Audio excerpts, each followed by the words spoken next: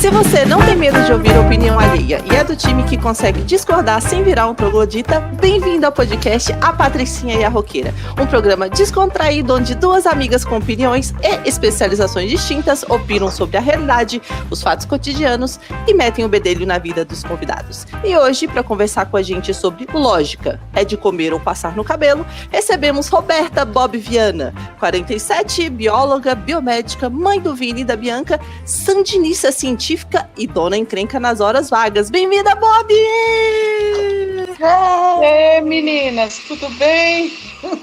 Tudo bom! Ai, que legal, você aceitou o nosso convite, eu fiquei muito feliz. Agora, Bob, você vai ter que me ajudar aqui. O que é sandinista científica? Eu nem quis pesquisar. Não é, gente, eu também não fui no Google, não. Ela tem que me ajudar nesse conceito aí. O que é sandinista? Que diabo é isso? Eu ia colocar anarco-científica. Eu falei, não, vai ficar muito forte, né? Melhor botar sandinista que tá mais parecido e ninguém sabe o que é.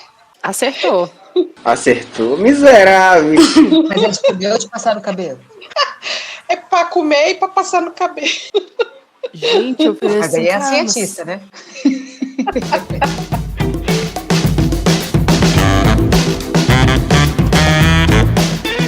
Conta um pouquinho de você, Bob. O que você faz hoje? Hoje eu tô terminando uma segunda graduação.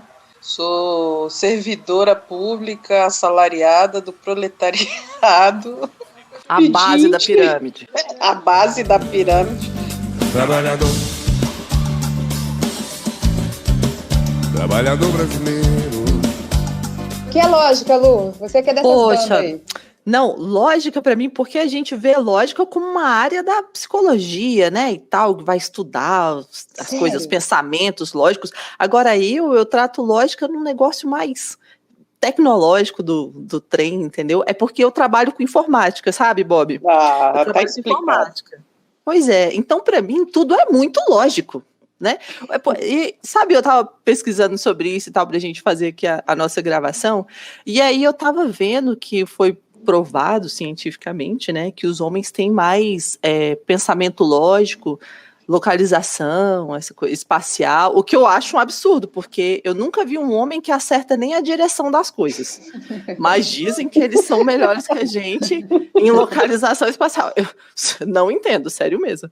E dizem que eles são melhores que a gente nesse sentido do pensamento matemático e lógico e tal. Aí eu falei assim, olha, então até que tem lógica de ter tanto mais homem na área de informática do que mulheres. Porque mulheres, vou te contar, dá para contar nos dedos da mão do Lula, entendeu? Quantas mulheres eu já trabalhei. Esse artigo que você falou, ele falava em termos de potencial ou de interesse?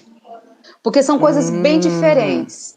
Porque que existe diferença em cérebros masculino e feminino em termos de interesse, isso é fato. É uma coisa que eu falo, homem e mulheres não são mais inteligentes ou menos inteligentes um que o outro por funcionarem de maneira diferente, mas é que eles chegam a mesmas situações, aos mesmos resultados por caminhos diferentes, entende? Então, por isso que eu estou perguntando, porque é interessante falar desse maior interesse das mulheres, dos homens, mas eu posso errar agora, mas eu acho que, se eu não me engano, foi a PUC de São Paulo, quando abriu a primeira turma de informática, 75% eram mulheres. Isso eu não sabia. Eu posso estar enganado se foi a PUC, mas foi uma dessas faculdades aí, e era interessante que aí vem o viés de uma sociedade influenciando. Porque naquela época era associado a essa coisa da informática às telefonistas, que iam ficar atrás de fios, assim, entendeu? Então não despertou o interesse masculino. E aí, o que eu estou falando, em termos de potencial ou em termos de interesse? Inclusive, essa reportagem que eu vi entrevistava veteranas dessa época, onde elas foram, o que elas se transformaram, na década de 70, isso, né? Então, elas estão vivas hoje ainda, claro. A grande parte, pelo menos. Mas elas continuam na informática? Algumas sim. Algumas continuam na informática, na matemática, ou foram para engenharia. Outras não, como a lei da vida, né? Muitos homens, um curso predominantemente feminino, que é a psicologia. Enquanto muitos colegas meus que de repente foram para outra área, passaram num concurso, alguma coisa isso. Mas não quer dizer se é pelo gênero dele, entende? Se é porque é menino ou menina. Ah, entendi. Não, mas eu acho que é por potencial. Pelo menos me pareceu por esse estudo que eu vi que era isso. E vi também que o cérebro masculino é maior, né, mais pesado, mas o nosso é mais denso e mais inteligente para determinadas coisas. Eu achei interessante esse negócio, rapaz. Juro para você, para conversar com a Kelly tem que ser coisa científica, sabe, Bob? Se a gente não traz fatos sérios, ela manda logo na também, lata. Hein? Então ótimo ali. Vai lá, bióloga, do ponto de vista biológico, essa estrutura. Porque eu sempre brinco que o cérebro, na realidade, a gente ainda não sabe muito bem como ele funciona e de que maneira ele funciona. O que a gente tem é hipóteses que diminuem a nossa incerteza sobre eles, entendeu? Então, essa coisa até da massa ser diferente é porque o homem fisicamente é maior do que a gente, entendeu? Então, o cabeção não quer dizer inteligência, tanto que o próprio Einstein, o cérebro dele ele entregou o cérebro dele para a ciência, né? E o cérebro dele, inclusive, é menor. Em relação à média, o tamanho dele não é considerado, que cabeção, que cérebro. Meu senhor, né? Então, o homem que é considerado um gênio, padrãozinho. Do ponto de vista biológico falando, da fisiologia humana falando, sobre isso, dizer que o cérebro do homem é um pouco maior que o da mulher. Não li isso, não quer dizer que não exista e não tenha, né? Acho que pode haver condicionantes para isso, né? Como a Kelly mesmo estava falando, né? Qual que é o condicionante? Qual o viés que se aplicou a esse estudo? Mas que existem diferenças. Existem diferenças, entendeu? Inclusive, nessa questão, em termos de localização, o homem se mostra mais habilidoso. Olha só, aí que é a maneira não é que eles se tornam especiais ou não. Existem habilidades melhores, adaptadas, ou seja, o homem se tornou mais ajustável a isso. Então, até pela necessidade, por exemplo, que o homem sempre foi caçar. Se a gente vê na história, a maioria dos homens é que saem de casa, as mulheres ficam cuidando da cria.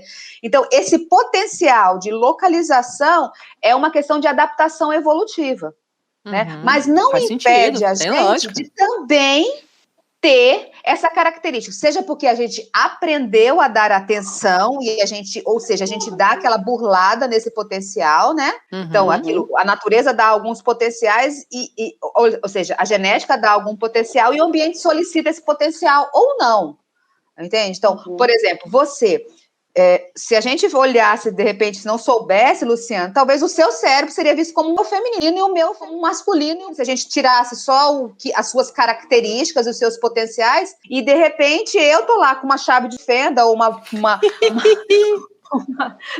E você que tá aí com a orelhinha de coelhinho, de gatinho.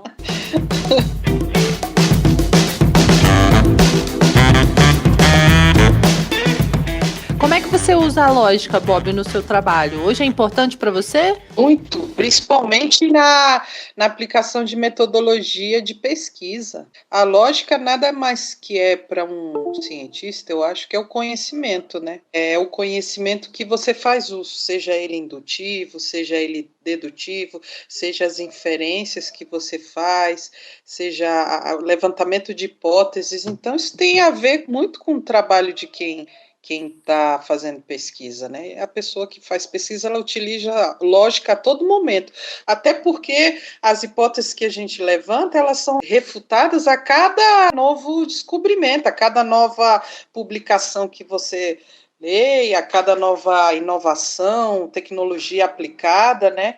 Então, a gente trabalha muito com lógica, muito. Agora você pegou num ponto que eu achei bem legal, que você falou assim que todas as pesquisas acabam sendo refutadas o tempo inteiro.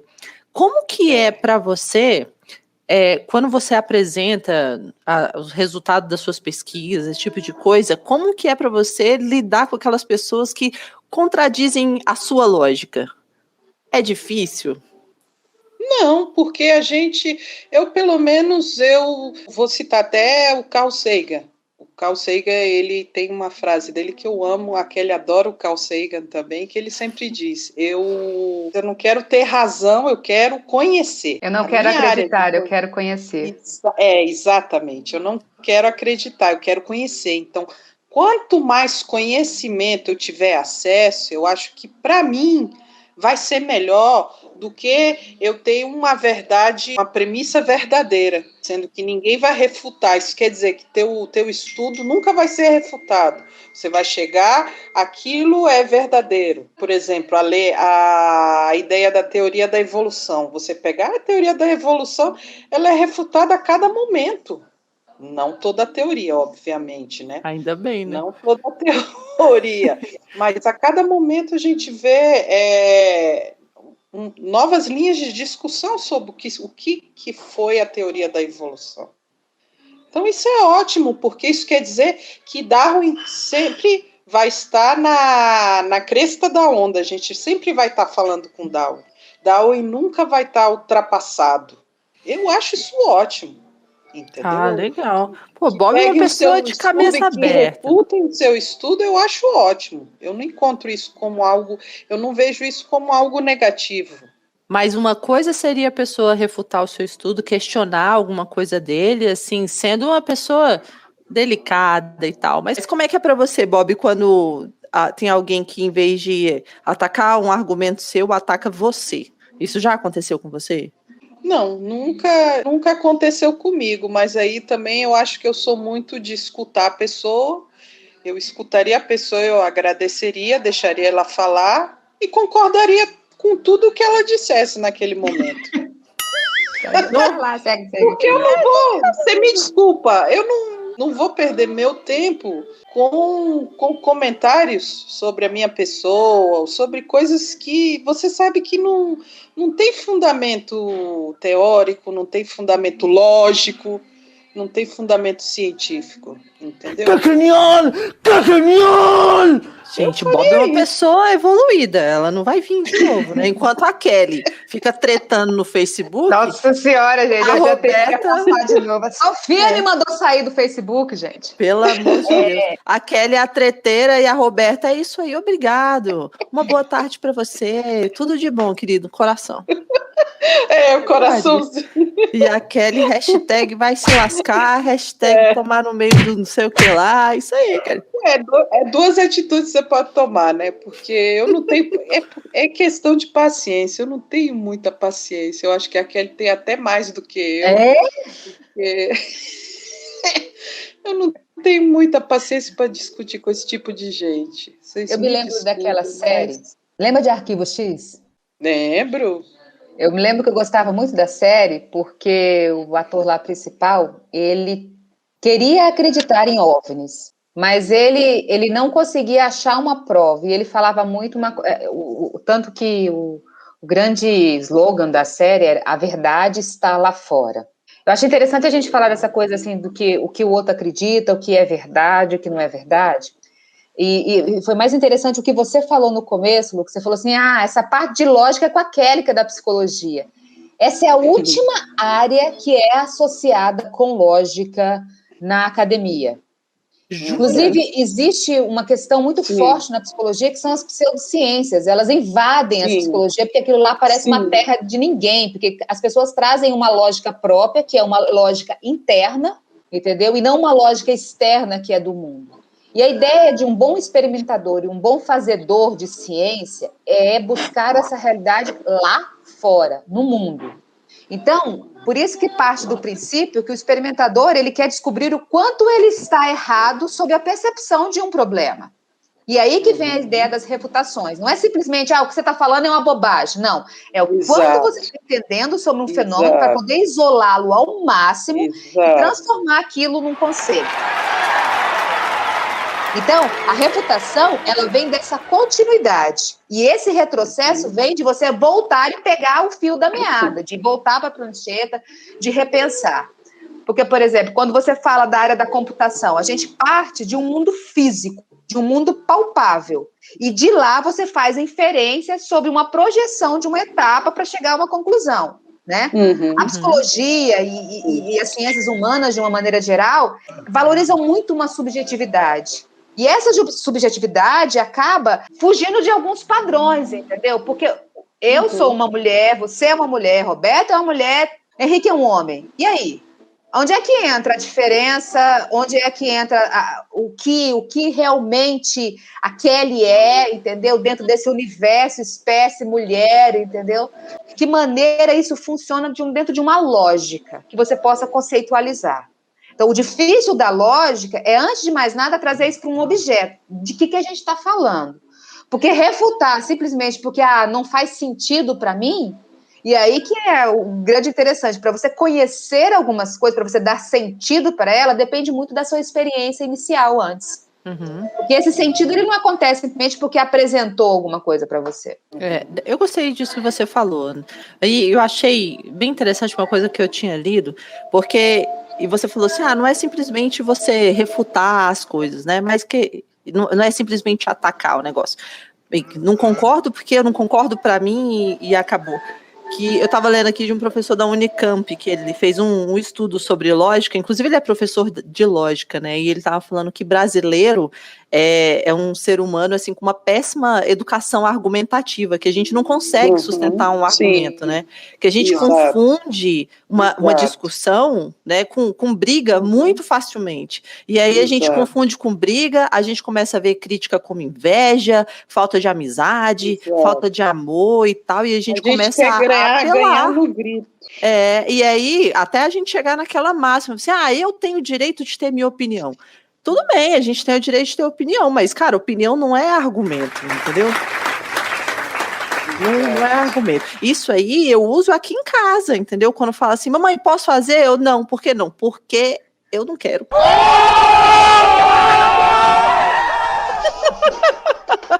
Cresce, vai argumentar isso aí, entendeu? Mas a opinião não é argumento, entendeu? Aqui em casa quando é meu. E esse que é a metodologia, eu tento fazer muitas intervenções com os meus pacientes, tentando introduzir um pouco o raciocínio científico, porque a grande vantagem desse raciocínio, onde eu busco entender o quanto eu estou errado, é que você muda o aspecto de simplesmente uma opinião, onde eu não me importo se está certo ou errado, entendeu? Porque é uma opinião. Eu gosto, eu não gosto, eu quero, eu não quero, eu acho bonito, eu acho justo, enfim, é uma opinião. Agora, o conhecimento, ele depende de uma atenção mais selecionada. E essa atenção que traz esses vieses, assim, de tipo, isso não faz parte, isso faz. E como você falou, em termos de nós levarmos muito para o lado pessoal, o argumento, ele foge muito desse objeto. Por isso que eu falo do valor de que a gente está falando. Porque muitas vezes atacar, né, o mensageiro dessa verdade que me deixa inconformado com a minha verdade interna é muito mais fácil e muito mais tentador, porque eu desqualifico a fonte. Então eu mantenho a minha verdade. Tô melhor hoje, é porque eu tô mais sóbria. Tô sóbrio, sobre o efeito do álcool. Achei muito interessante ele falar que a gente finaliza o negócio dizendo que, mas eu posso ter minha opinião. É o tal do, eu sou sincero, né? Eu tenho uma preguiça de gente que é mal educada e que se apoia nesse tipo de argumento, sabe? Eu sou muito sincero. Não, gente, você não é sincero, você é mal educado. Por isso que uma pessoa, você vai entrar e discutir com uma pessoa como essa, você escuta o que ela tem que falar, obrigado pela sua opinião, entendo, concordo com você.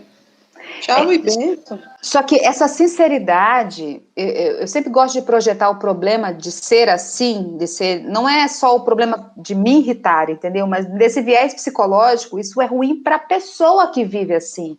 Porque tem um fenômeno que chama dissonância cognitiva.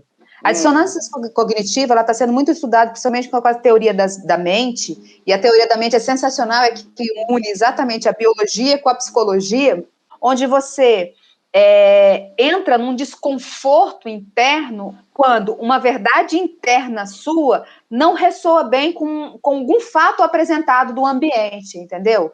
Então, com isso, se você cria muitos mecanismos de defesa para, de repente, baixar essa ansiedade desse desconforto, ou seja, sair da situação, ou jogar... Porque, por exemplo, quando você tem certeza que você está falando uma verdade, a outra pessoa joga isso, é a minha opinião, e você quer estrangular ela, porque é como se ela estivesse rompendo um tratado ético de uma sociedade, entendeu? Porque, olha, todo mundo... É quando você escuta alguém falar assim, a Terra é plana. Aí você fala assim, como você consegue conceber isso? Olha, então meu professor está errado, meu professor de geografia está errado, a minha vida, eu ia me sentir numa, né?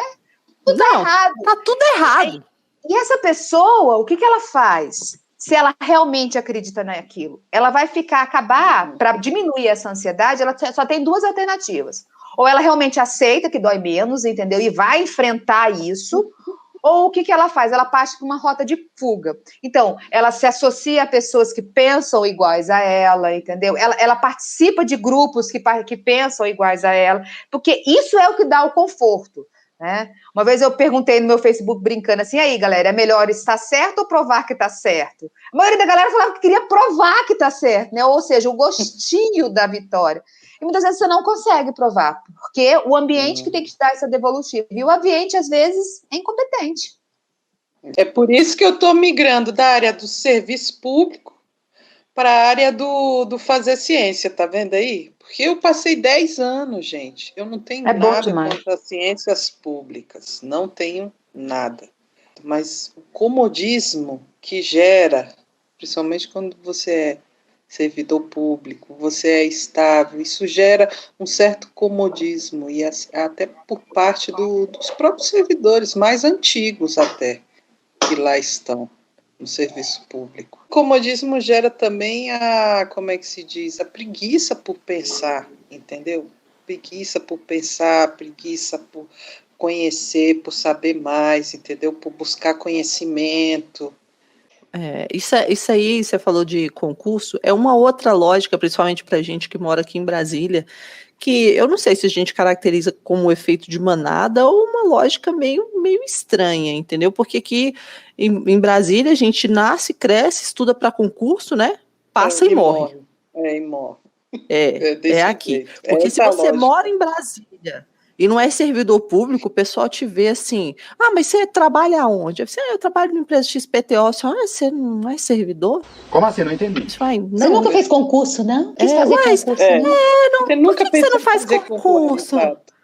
Gente, eu vou te falar que eu só fiz um concurso até hoje na minha vida, acho que foi até pro STJ, passei lá no final da lista, mas, cara, nunca foi uma coisa que eu queria. E na minha família, como toda família de Brasília, tem essa cultura. Então nós somos 4 irmãos, né? 3 concursados e eu, a ovelha branca. Né? Minha mãe era concursada, minhas tias todas concursadas, os meus primos, assim, 80% dos meus primos todos concursados. Aí a Luciana chega e o pessoal, olha lá, a não concursada. É uma lógica assim que aí não faz sentido para mim. Vai morrer de fome. Não faz sentido para mim. E até quando você vai fazer uma análise de crédito, alguma coisa assim, você pode estar com o seu nome mais sujo que pau de periquito lá, né? Mas se você for servidor, você tem carta branca. Não, é servidor. É estável, né? Assim, gente, tem um monte de servidor aí que está recebendo atrasado por conta de várias coisas. Não é lógico essa estabilidade. Exato. Também concordo. Não é lógico o sacrifício pela essa estabilidade, né? Que é exatamente, muitas vezes, porque a gente tem um privilégio, de uma certa maneira, a nossa nova geração, é de realmente poder escolher com que trabalhar, né? Eu acho que isso é uma questão para a gente pensar. E Brasília tem uma cultura muito ligada, ela foi fundamentada em cima do serviço público. Então, por muitos anos, a gente ficou literalmente essa ideia de onde ganhar o pão, ou a gente ia para concurso público, ou ia para concurso público. Chegou ao ponto que eu me assustei com a minha sobrinha. Quando eu olhei, por exemplo, na minha geração a gente já tinha essa pressão, mas a gente pensava em fazer concurso público depois da faculdade, eu vou me formar, tudinho. A minha sobrinha já fazendo 2º grau, já estudando para concurso. Eu me assustei com essa doutrinação, né? Mas o perfil de Brasília está mudando, esse perfil mais empreendedor, esse perfil mais autônomo, esse perfil mais empresarial, tudo isso está mudando e termos dessa nova cultura, dessa nova geração, né? Onde você fala, porque o serviço público cá entre nós, gente, eu acho que é uma carreira meio que, a partir de agora, não vai ter tanto aquele status que tinha antigamente. Vai ser uma coisa mais orelha seca. Com certeza. Você teve que estudar quanto tempo, Bob, para passar no seu concurso? Eu passei ainda assim como a sobrinha da Kelly, 2º grau, e fazendo os primeiros concursos aí, passei, quer dizer, eu era... Que nojo essa Bob, vai, acabou já, acabou esse negócio, tchau. Bob é cabeção, Bob é cabeção, Bob é nerd. O nerd de hoje é o cara rico de amanhã. O nerd de hoje... Tá vendo? Enquanto eu tava pensando lá em concurso, depois da faculdade, Bob já tava vindo com angu, com a pamonha, com tudo. Tá vendo? Nasce, cresce, passa em concurso, morre. E morre. Exato, é desse jeito. Não tem lógica. Para mim agora também não tem lógica, eu quero sair, eu quero migrar. Pois isso aí é uma lógica pior ainda do povo, entendeu? A pessoa que é servidora pública e que sai do serviço público para fazer outra coisa, as pessoas olham pior do que olha para mim, por exemplo, que não fiz, com entendeu? Certeza. Vai falar, você é doida. É doida, vai largar a mão da estabilidade. Você é maluco, é? Eu achei interessante isso que a Kelly falou, que hoje a gente pode escolher com que a gente vai trabalhar, né? Antes era um negócio bem de pai para filho, ou então vai fazer o que dá mais dinheiro. Eu odeio ser advogado, mas ganho uma nota, tô aqui estudando para passar nessa OAB maldita, né? Tá trem é difícil demais. Isso é uma coisa muito legal, mas também é uma coisa muito ruim. Porque criou uma ideia de que a gente tem que ser feliz fazendo alguma coisa que gosta. Isso eu acho uma crueldade também, porque, assim, de certa maneira a gente representa papéis dentro de uma sociedade. A gente tem que estudar, a gente tem que trabalhar, a gente tem que ganhar o pão de cada dia, a gente tem que criar os filhos, a gente tem que, né? Mas esse como, ele fica muito preso a essa pressão social dessa cultura, né? Exato. Então, uma vez um rapaz me perguntou, como é que é? O que é um profissional de sucesso? É aquele que sabe. Aí eu falei, olha, seja bom no que você faz. E aí que tem que haver essa dedicação, e aí que tem que haver essa... Eu achei interessante porque quando eu também fui lá ler um pouco sobre lógica, e, de repente, tem um paralelo muito com verdade, né? Então, a lógica, ela está associada com uma verdade. Então, elas são muito juntas. Em termos dessa verdade, é como se a gente tivesse nascido para ser alguma coisa, né? Eu nasci para ser psicólogo, eu me desenvolvi para ser psicóloga. Então, esse processo, e principalmente nessa geração extremamente ansiosa, é para ontem. Então, eu tenho que descobrir o que eu tenho que fazer, eu tenho que descobrir como ganhar muito dinheiro, e eu tenho que descobrir como ser feliz fazendo tudo isso. Isso eu acho muito, muito injusto com esse prêmio que foi. Faça o que você gosta, tá tudo bem. Exato. É muito difícil mesmo essa pressão da sociedade, a gente ser tudo feliz e profissional de sucesso e ótimas mães e tal. Caraca, é foda mesmo. A pressão tremenda em cima da gente. E não tem lógica nenhuma, gente. A hora que a gente arruma muito um lado, o outro bagunça, não tem como não. Eu acho bem legal quando a Kelly fala que a gente tem que procurar o equilíbrio, mas tem hora que não dá. Você tem hora que você precisa parar um lado da sua vida, pelo menos dar uma diminuída nele, para você focar em um, porque senão o equilíbrio vai ser sempre no mais ou menos. Aí, equilíbrio no mais ou menos. E é por isso que esse equilíbrio depende de uma consciência. Porque entender que você está fazendo isso dentro de uma razoabilidade de tempo é dedicação mesmo. Porque eu acho que a gente tem que ralar mesmo também, entendeu? Não vai, quando eu falo dessa ideia do equilíbrio, eu imagino sabe, tem umas blogueirinhas que têm uma vida tão perfeita, né? Tão perfeita. Aí, de vez em quando eu tenho que desconstruir isso até com os meus pacientes, que eu falo, cara, você sabe a logística positiva que tem por trás disso? Quantas babás, entendeu? Quantos cabeleireiros, porque nenhuma mãe que tem 3 filhos acorda às 6 horas de manhã e faz um selfie desse jeito, entendeu? Não tem lógica.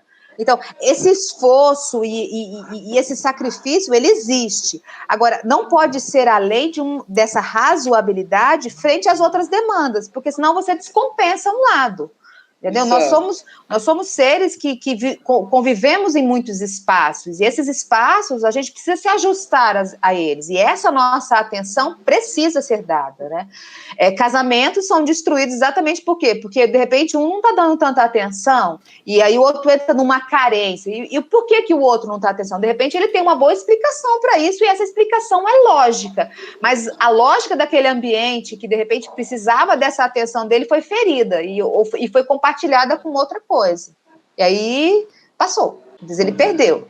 Então, quando eu falo disso, não que eu ache que a pessoa realmente consegue isso o tempo todo. Não, porque às vezes a gente tem que dar algumas pausas em algumas coisas para se dedicar a outra, principalmente em termo atencional. A gente não consegue dar atenção para duas coisas ao mesmo tempo. Se a gente faz isso, é porque uma já está dentro de um repertório aprendido muito bem estabelecido. Se não, pode prestar mais atenção. Bob, fala um pouquinho como é que é pra você morar tão longe dos seus filhos. Um negócio muito sem lógica, né? Porque hoje em dia a mãe fica com os filhos. A mãe que fica com os filhos. Até que você tá mudando um pouquinho, mas faz mais lógica a mãe ficar com os filhos. Vou explicar por quê, porque tem muita lógica no que eu vou te explicar. Porque eu morei 13 anos, a Kelly sabe, eu morei 13 anos fora, no Chile. E eu conheci, por exemplo, estudei no Chile, vi como é que é o ensino no Chile. Então, foi uma questão de, tipo assim, de sacrifício para mim, porque eu abri mão. Eu falei, pelos meus filhos, a Bianca nasceu aqui, mas ela foi para lá, ela tinha 1 mês de nascida. Então, era mais chilena que brasileira, né? Uhum. Tinha os amigos, a casa toda nossa lá. Quer dizer, a gente já estava praticamente instalado lá. E meu marido é chileno, professor lá, universitário lá. Então, quer dizer, eu achei que, para mim, os meus filhos iam estar bem melhor lá com o pai do que comigo. Então, foi uma opção minha. Então, foi um sacrifício, entendeu? Foi um sacrifício que eu optei por deixar meus filhos com o meu esposo e eles continuarem os estudos lá, do que eles ficarem aqui comigo no Brasil. Eles tiveram um ano comigo aqui no Brasil, moraram 1 ano. Mas a adaptação foi horrível. O Vini ainda era muito pequeno, não falava ainda o português direito. Nossa, foi um sacrifício muito grande por parte deles. Entendi. E eu não podia voltar, porque eu já era concursada, né? Se eu era concursada... Não tem lógica largar o concurso. Não pode largar, ser doida de largar o concurso, claro largar a estabilidade. Aí essa mulher é muito aloprada, é muito doida. Mas vocês continuam casados? Ou não? Eu metendo o bedelho, tá vendo? Continuamos, sim. Separados, assim. Não, mas casado, tá vendo? É uma coisa que também não tem muita lógica, é o relacionamento à distância. Porque eu já vivi um relacionamento exatamente como o seu, assim. Quer dizer, não tão exatamente, porque o meu marido, ele não morava na mesma casa que eu, mas ele morava em Brasília ainda, entendeu? E toda vez que eu ia falar isso com um amigo, alguém tal, que perguntava, eu disse, não, mas eu não moro com meu marido. Mas você é casado, assim? Sou. Mas não mora com o marido? Não. É uma coisa que não entra na cabeça das pessoas, entendeu? Que é uma coisa que não tem lógica, entendeu? Quer casar, tem que morar junto, então. Isso é um erro lógico, né? A gente achar que... Porque, assim, de uma certa maneira, a lógica precisa de alguns padrões acontecendo, né? Então, a gente espera que alguns padrões aconteçam e atribui essa repetição a uma lógica. E dentro de uma sociedade machista... Não é lógico algumas coisas, alguns comportamentos das mulheres. Então, por exemplo, não é lógico uma mulher deixar os filhos com o pai. Não é lógico a mulher seguir determinadas carreiras, né? Enfim, essa lógica, ela vem desse padrão da sociedade. Que a gente tá mudando também, né? Tem tanta coisa mudando. Tem muito ainda para caminhar, ainda para mudar, mas a gente tá mudando algumas coisas, né?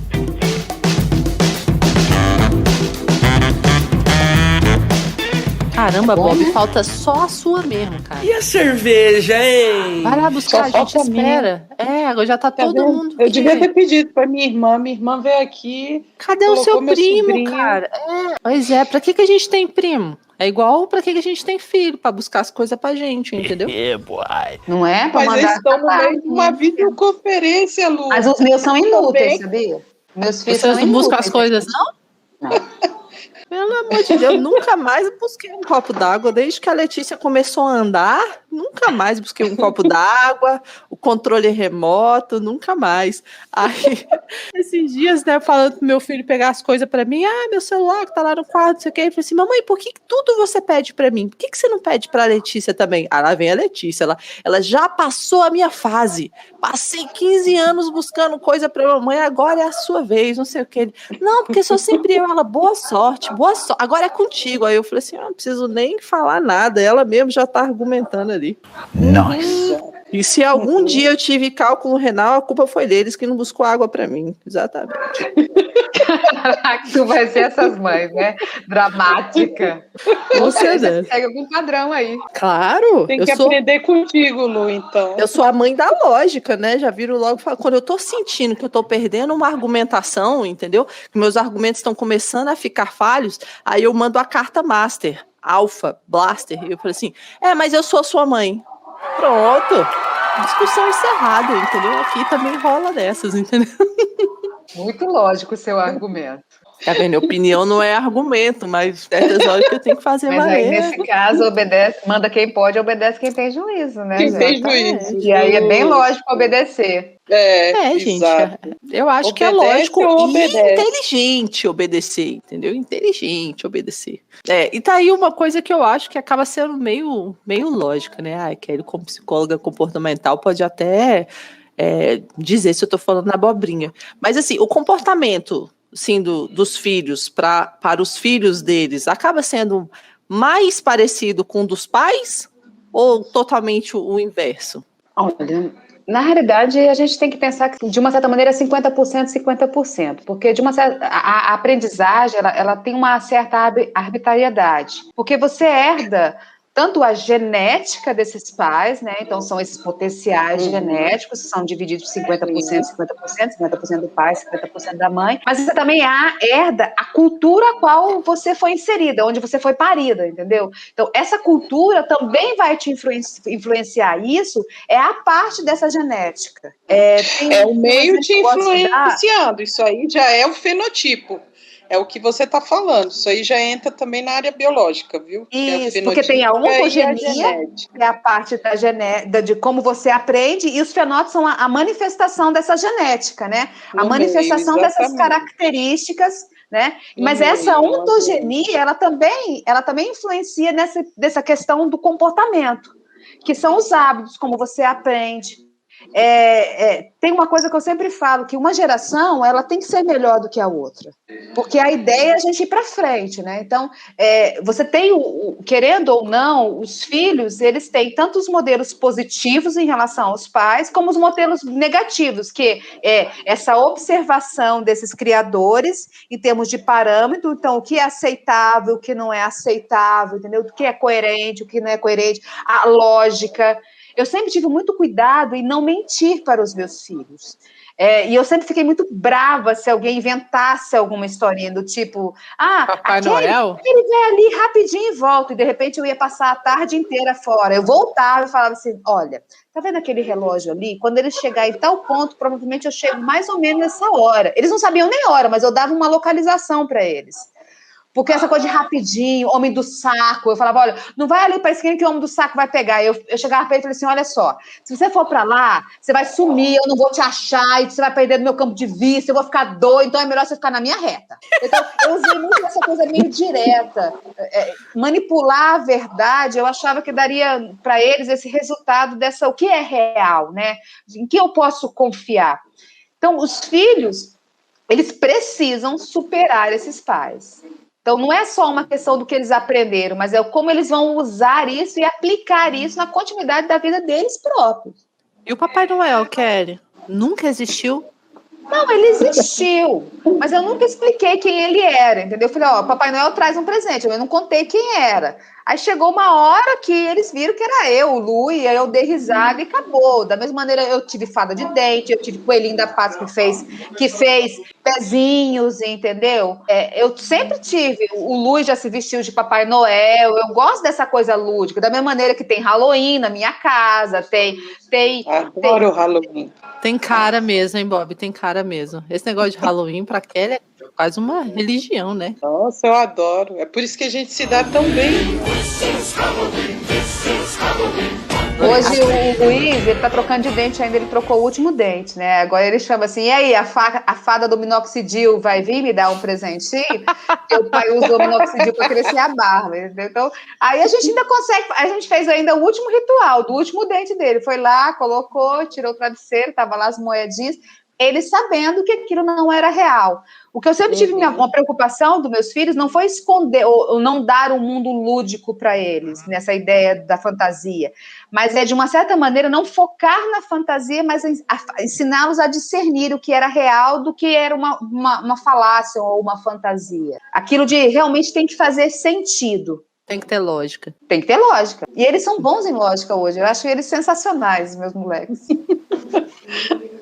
Eu adorava sair também com os meus filhos. Quando eu estava com eles, eu adorava sair pedir doce na rua. Nossa. Cosme e Damião? Não, Halloween. No Chile se comemora Halloween. As crianças saem tudo na rua, tudo vestido. Eu saía com um monte de crianças, meu sobrinho, meus filhos. Ai, gente, eu acho muito legal. Isso não tem no Brasil e hoje em dia, cada dia menos, cada ano menos, na verdade, você vê criança saindo para poder fazer Cosme e Damião, que é o que a gente pega doce Cosme e Damião, aqui, né? que o meu avô, ele fazia, ele gostava muito, meu avô materno, ele fazia. Na minha infância, eu ia atrás desses doces, minha mãe deixava. Hoje em dia, eu fico neurótico de achar de pensar que eu vou deixar o meu filho sozinho andar aqui por onde eu trabalho, batendo na casa dos outros, pedindo doce. Não tem lógica, né? Nenhuma. A minha mãe falava assim, pode ir lá, filha. Juntava com um monte de menina e a gente ia. Passeava na quadra do lado e tal. De boa, chegava em casa. Hoje em dia, só de pensar, meu filho, vou descer ali para levar o lixo. Peraí, deixa eu colocar esse GPS aqui na sua pele, esse microfone, essa câmera na sua cabeça. Quero saber onde você tá o tempo inteiro. Fiquei neurótica, credo. Terrível isso, né? Terrível. É demais, para você, principalmente. Não, eu já tô naquele nível já. Minha filha sai... Agora, não tanto, né, porque estamos em pandemia, mas quando a gente estava na descendente da curva, né, que a gente tinha menos casos e tal, ela saiu com os amigos dela, e aí ela falou assim, vou chegar tarde. Se eu chegar tarde comigo não funciona não, quero saber que hora vai chegar. Aí ela, vou chegar entre 1 e 1h30. Beleza, entre 1 e 1h30, eu arrumei coisa para fazer até 1 e 1h30 na hora dela chegar, que eu não ia dormir. Aí eu falei assim, pronto. Foi dormir quando essa menina abriu a porta. Aí eu falei assim, pronto. Eu me tornei a quem eu não queria ser. O que eu mais temia. O que eu mais temia, entendeu? Aquela pessoa, você, mamãe, falei que não precisava ficar acordada. Eu disse, não, filho, eu tava fazendo não sei o quê. Mas eu tava esperando ela chegar mesmo. Não, eu tava fazendo...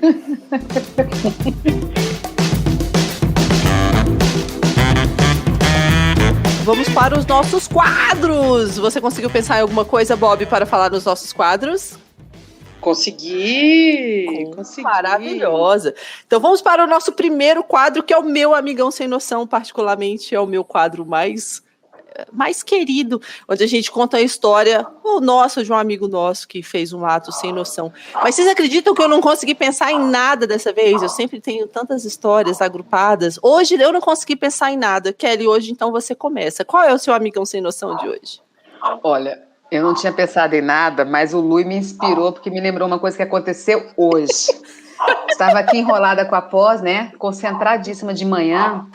E a Sofia, os meninos, eles quase não choram. Eles choravam muito quando eram crianças, mas chorar depois de adulta eu nunca mais ouvi. E aí eu tô aqui em cima, eu escuto a minha filha chorar compulsivamente, aquele choro sentido, assim, como se tivesse morrido alguém. Eu desci essas escadas como se não houvesse amanhã. Eu nem sei como eu cheguei lá embaixo. Eu chego lá embaixo, tá ela com o celular na mão e o pai, calma, minha filha. Aí ela gritava, por que ele fez isso? Por que ele fez isso, pai? Eu falei, alguém se matou, quem se matou, o que aconteceu? Ela tá namorando, gente. Primeiro namoradinho dela, né? E aí, quando eu abro, porque eu pego o celular dela, assim, que eu olho, era uma mensagem desse namorado dela, escrevendo um monte de coisa, assim, falando assim, olha, eu acho que a nossa relação tá indo rápido demais, eu acho que a gente sempre se fala à noite, e eu tô querendo te dizer isso há muito tempo, talvez eu não sinta a mesma coisa que você sente, eu não esqueci a fulana de tal, então eu acho que eu tinha que contar isso para você. E ele estava escrevendo isso tudo naquele momento, as mensagens não tinham terminado, estavam acontecendo ali. Aí eu peguei o celular, olhei, e aí eu tentando acalmar ela, eu pensei, cara, que é isso? Mãe, ele tá terminando comigo. Eu, calma, filha, ele tá tentando. E aí eu fui lá, né? Ai, meu Deus, psicóloga agora, mãe, como é que eu faço? Filha, vamos tentar entender o que ele está dizendo. Né? Vamos tentar. Ele está tentando te contar alguma coisa, mas vamos com calma, não se precipita, não sei o quê. E aí ela largou o celular, não queria falar, e eu abraçava ela chorava. Aí, de repente, ela pega o celular, ela... Mãe, que dia é hoje? Mentira! Então, o meu amigão sem noção é meu gerro. Eu quero dar uma socada na cara dele. Eu quero socar ele.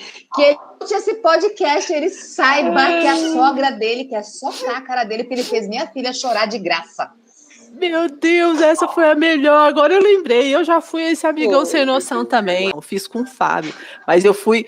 Foi todo um trabalho, eu não deixei pra fazer isso no dia 1º de abril, Você é sem noção, cara. Essas coisas não se brinca não, gente. Foram 10 dias. Não, o meu foi tipo 10 dias. Eu fui preparando ele 10 dias. Fui dizendo que minha menstruação estava atrasada, dizendo que eu estava sentindo os peitos mais inchados, que eu estava enjoada, não sei o que. Eu passei 10 dias, todo dia eu jogava uma dessa. Quando chegou dia 1º de abril, eu mandei para ele uma foto de um exame positivo de gravidez. Que eu peguei na internet, né? Deus. A menina tava com a unha pintada igual a minha. Eu pintei da mesma cor da foto, porque eu já tinha pego a foto e mandei pra ele. Eu falei assim, amor, a gente precisa conversar. Pá! Mandei. Gente, mas esse homem me ligou em questão de segundos. Aí ele, quando isso? Eu não consegui nem quando você lembra aquela terça-feira tarde, não? Eu comecei a rir, eu não consegui nem concluir o negócio, cara. A mensagem mal chegou no celular dele, já me ligou. Ele falou assim, como que foi isso? Aí eu comecei a rir.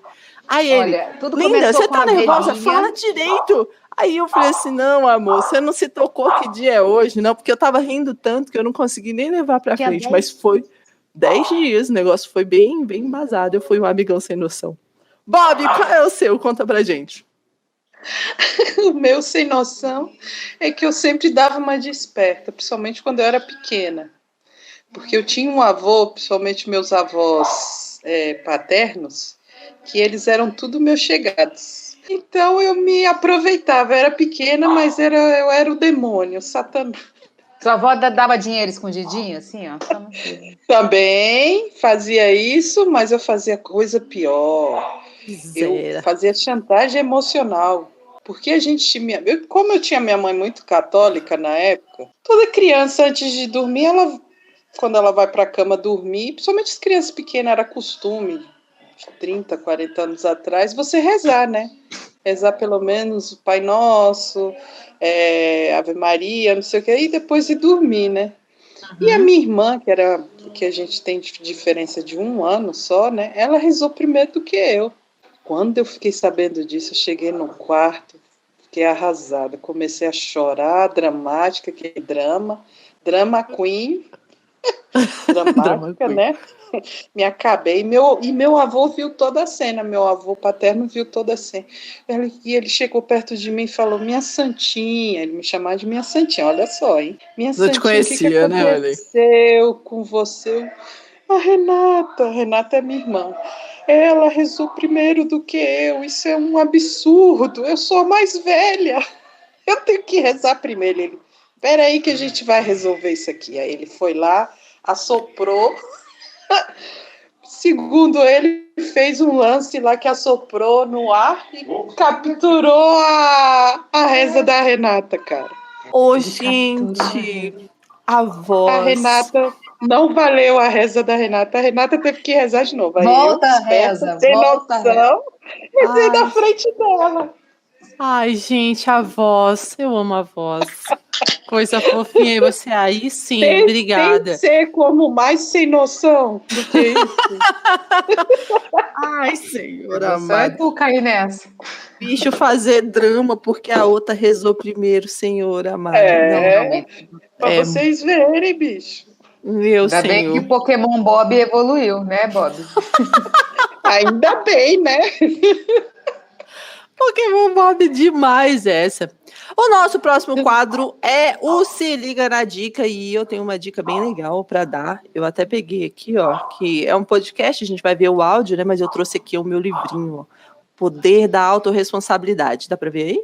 Gente, muito bacana. O coach brasileiro, né? O Poder da Autorresponsabilidade. É bem fininho, bem pequenininho, tá vendo? Ó, cabe na mão. É um livro que você vê numa sentada. Numa sentadinha, Tipo 1 hora você mata pocket esse book. livro, sabe? É, tipo um pocket, exatamente. Cara, é um livro muito legal e tem algumas leis da autorresponsabilidade, assim. São 6 leis, eu não vou ler todas, não para não dar spoiler e tal, mas eu vou ler uma que eu acho bem, bem bacana, né, dessas leis. Que é assim, ó, que é a 5ª. Se for para justificar os seus erros, aprenda com eles. Que a gente tem mania de ficar se martirizando e jogando nas nossas costas, né, o peso das nossas ações e tal. Então, ao invés de a gente se martirizar, a gente aprende com os erros e para de ficar sofrendo aí à toa. Essa é a minha dica de hoje. Bob, qual é a sua dica de hoje? Minha dica pode ser um filme? Claro. O que você quiser. Pode? Beleza. Um filme que eu assisti recentemente que se chama Radioatividade, que é a cinebiografia da Marie Curie. E ele está estreando dia 12 agora pelo Netflix. Radioatividade, vou colocar aqui de Marie Curie. Isso, e eu gostaria que vocês assistissem, porque é muito legal mesmo. Eu Nossa, adorei. E eu já sou muito fã, já até anotei aqui, vai entrar no meu Next. E a sua, Kelly? Então, assim, eu sempre costumo brincar antes da pandemia, para mim já era modinha defender a ciência, tá?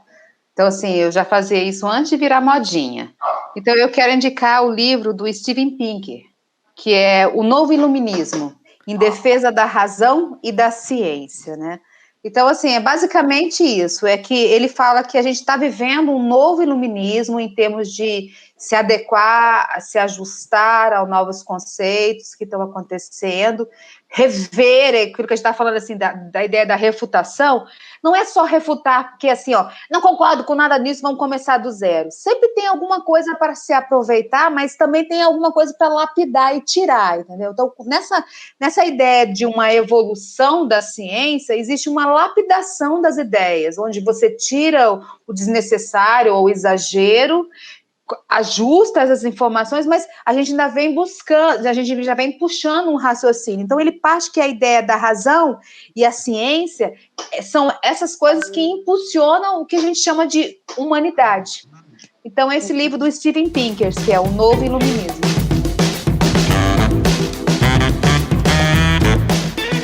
E o nosso último quadro, que eu acho também super divertido, que é o Aceita que Dói Menos. Uma verdade difícil de engolir, que a gente tem que falar. A verdade que eu trouxe hoje aqui, eu tirei do Twitter, né, da Maroína, @MSRIna1234, que eu achei muito legal, que ela colocou aqui. Eu sei porque homens acham feminista chata. Deve ser chato acreditar que mulher nasceu para te servir e do nada aparece uma que manda você se fuder. Nice. Essa tava boa. Essa é uma verdade sensacional. Eu já descobri, é por isso, entendeu? Você nasce, né? A gente nasce com essa cultura, né? Minha filha, você tem que arrumar a casa, minha filha, você tem que aprender a cozinhar, minha filha, você tem que fazer isso. E o homem? Meu filho, você tem que aprender o quê? Não vejo, né? Aí do nada você encontra uma mulher que manda você se lascar e vai você fazer a sua comida. Por isso deve ser chato que eles acham feminista chata. Fantástica. Em espanhol, isso seria um aqui no poto. Em espanhol, seria a expressão aqui no poto. Pimenta no cu dos outros é refresco. Seria como uma coisa assim. É isso aí. Kelly, qual é o seu aceita que dói menos de hoje? Homeopatia não funciona. O quê? Homeopatia não funciona. Aceitem, gente. Cara, isso não vale nada. É a água com açúcar mais cara do mundo. É interessante que em alguns países, a Roberta vai poder me corrigir se for errado, inclusive eu acho que é o Canadá. Ela é considerada charlatanismo se você aplica. Mas como nós, no Brasil, vivemos sobre um conselho médico, isso é ensinado nas faculdades. E a homeopatia é uma pseudociência, sim. A homeopatia não funciona. Aceitem que dói menos. Tratamento preventivo não existe para Covid. Aceita que dói menos. E olha como é que é importante entender a lógica nas coisas em termos de métodos. Porque se você dá essa lógica, você parte desse princípio que tratamento precoce existe, você pode gastar muito dinheiro em uma coisa que não vai trazer nada e deixar descoberto outras coisas. Vide vacina. Quanto foi investido em cloroquina? E aí, de repente, a gente vê agora o que está acontecendo. Então, assim, os boletos chegam. Exatamente. Democrático, parabéns. Chega para todos também. Adorei essa, meu Deus, aceita equipamento. Eu vou mandar esse podcast para um grupo de amigos que precisa ouvir essa verdade. Oh, Senhor amado. Não, inclusive, um deles mandou um áudio no grupo falando assim, gente, eu não vejo lógica, por isso que eu lembrei aqui. Ele falou assim, eu não vejo lógica nessas pessoas que se recusam a fazer o tratamento preventivo. São pessoas que não têm interesse em viver. A hora que ele falou isso, eu não ouvi o resto do áudio. Eu falei assim, não. Olha, é interessante que ele começa com um argumento lógico, né? Com não tem lógica. Né? Então, e aí entra até uma falácia da autoridade, né? Então, é assim. Por quê? Porque eu estou falando, porque o fulano... O imperativo, né? Os verbos no imperativo. Vem aquela história, né? Cara, eu tô tomando tratamento preventivo e ainda não peguei, não sei o que. Cara, meu marido toma café todo dia e não pegou também. Mas você sabia que a caipirinha foi inventada na gripe espanhola? Sério? Que genial. Sério? Eles acreditavam que um preparado aguardente, limão... ele curava a gripe espanhola. Eles acreditavam que a aguardente com limão curava a gripe. Não sabia, então, olha só. Então, assim, eu prefiro acreditar nisso do que na ivermectina, né? Porque, na realidade, você pega amostras aleatórias e transforma isso no todo, né? Eu posso ter comido chocolate, né? E aí tá tudo bem. Ai, gente, foi muito legal estar aqui hoje com vocês. E o Bob, obrigada de novo por você ter aceitado o nosso convite. Mas eu adorei te conhecer, coisa fofa. Depois você passa lá no meu Instagram para deixar o seu Instagram para eu poder seguir você também. Já passei lá desde manhã cedo. Já. Maravilhosa. Hoje eu não entrei ainda. Não entrei hoje ainda, então não posso nem te dizer. Entendeu? Maravilhosa. Maravilhosa. Gente, então um beijo para vocês. Foi um prazer estar com vocês, meninas. Amei, adorei. Ah, que linda! Um beijo gigante e a gente se vê depois, gente. Beijo. Beijo. Tchau.